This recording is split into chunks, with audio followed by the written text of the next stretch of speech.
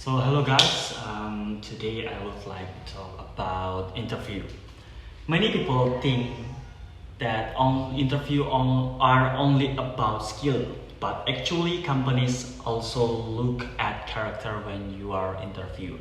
Skill help you get hired, but character help you survive. So what's the difference between character and personality? Personality is the real, such as talkative, cheerful, and so on.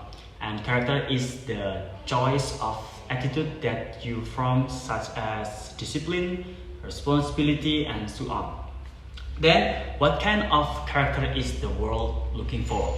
The first, integrity, means trustworthiness, and the second, discipline, means being on time and consistent. The third, empathy, means caring for others.